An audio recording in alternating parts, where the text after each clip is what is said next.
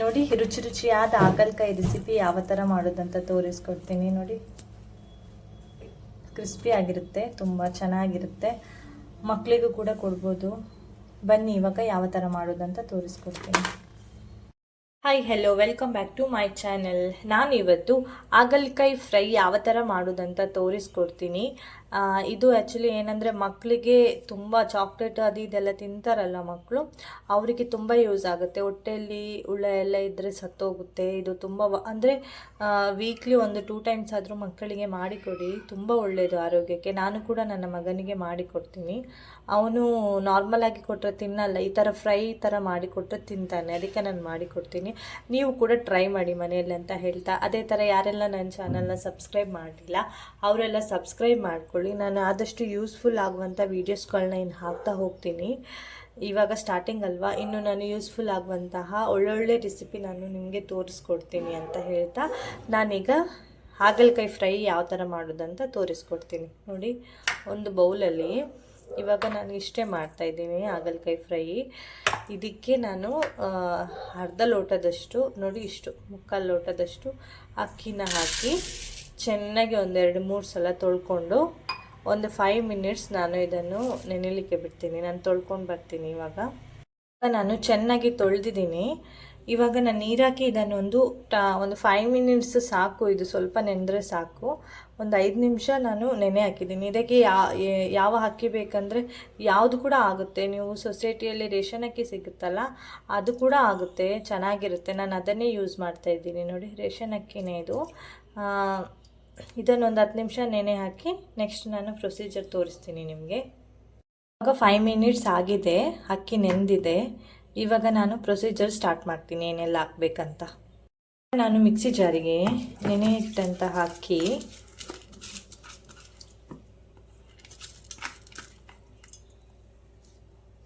ಇವಾಗ ನಾನು ಮೆಣಸಿನ ಹುಡಿ ಹಾಕ್ತಾಯಿದ್ದೀನಿ. ನೀವು ಇಲ್ಲಾಂದರೆ ಖಾಲಿ ಮೆಣಸಿದ್ರೂ ಹಾಕ್ಬೋದು, ಹಸಿನೇ. ನೋಡಿ, 1-1.5 ಟೇಬಲ್ ಸ್ಪೂನಷ್ಟು ಚಿಲ್ಲಿ ಪೌಡರ್,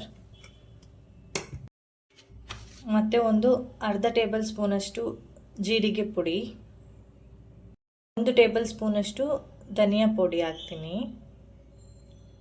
ನಂತರ ಚಿಕ್ಕದು ಹುಣಸೆ ಹುಳಿ, ಸ್ವಲ್ಪ ಕರಿಬೇವಿನ ಸೊಪ್ಪು ಹಾಕ್ಕೊಳ್ಳಿ. ನನ್ನ ಹತ್ರ ಇಲ್ಲ, ನಾನು ಅದಕ್ಕೆ ಸ್ಕಿಪ್ ಮಾಡ್ತಾ ಇದ್ದೀನಿ. ನೀವು ಹಾಕ್ಕೊಳ್ಳಿ ಸ್ವಲ್ಪ, 1 ಮುಷ್ಟಿಯಷ್ಟು ಕರಿಬೇವಿನ ಸೊಪ್ಪು ಹಾಕ್ಕೊಳ್ಳಿ.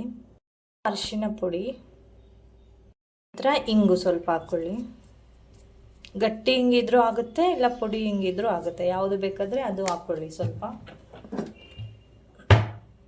ನಂತರ 1 ಟೇಬಲ್ ಸ್ಪೂನಷ್ಟು ಉಪ್ಪು ಹಾಕ್ಕೊಳ್ಳಿ. ನಿಮ್ಗೆ ಎಷ್ಟು ರುಚಿಗೆ ಬೇಕೋ ಅಷ್ಟು ಹಾಕ್ಕೊಳ್ಳಿ. ಐಟಮ್ಸನ್ನು ನಾವಿವಾಗ ಪೇಸ್ಟ್ ಮಾಡಿಕೊಂಡು ತರೋಣ ಮಿಕ್ಸಿಯಲ್ಲಿ. ನೈಸಾಗಿ ಬೇಡ, ಸ್ವಲ್ಪ ನೋಡಿ ಎಷ್ಟು ದರಿಯಾಗಿ ರುಬ್ಕೊಳ್ಳಿ, ತುಂಬ ನೈಸಾಗಿ ಪೇಸ್ಟ್ ಮಾಡ್ಕೊಳ್ಬೇಡಿ. ಓಕೆ, ಇಷ್ಟಿದ್ರೆ ಸಾಕು.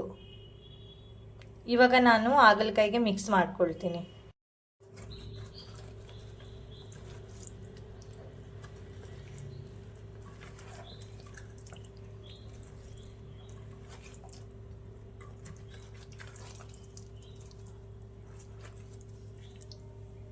ಇವಾಗ ನಾನು ಚೆನ್ನಾಗಿ ಮಿಕ್ಸ್ ಮಾಡ್ಕೊಂಡಿದ್ದೀನಿ. ಇದೊಂದು 2 ಮಿನಿಟ್ಸ್ ಇಷ್ಟೇ ಸಾಕು. 2 ಮಿನಿಟ್ಸ್ ಇಟ್ಟರೆ ಸಾಕು, ಅದು ಚೆನ್ನಾಗಿ ನೆಂದಿರುತ್ತೆ. ಮತ್ತು ಇವಾಗ ನಾನು ಪ್ರೊಸೀಜರ್ ಅದು ಎಣ್ಣೆಯಲ್ಲಿ ಹಾಕಿ ಫ್ರೈ ಮಾಡೋದು ಯಾವ ಥರ ಅಂತ ನಿಮಗೆ ತೋರಿಸ್ಕೊಡ್ತೀನಿ. ನಾನು ಕೊಕೊನಟ್ ಆಯಿಲ್ ಹಾಕ್ತಾಯಿದ್ದೀನಿ. ನೀವು ಯಾವ್ದು ಬೇಕಾದರೆ ಯೂಸ್ ಮಾಡ್ಬೋದು. ಬಿಸಿ ಆಗಿದೆ.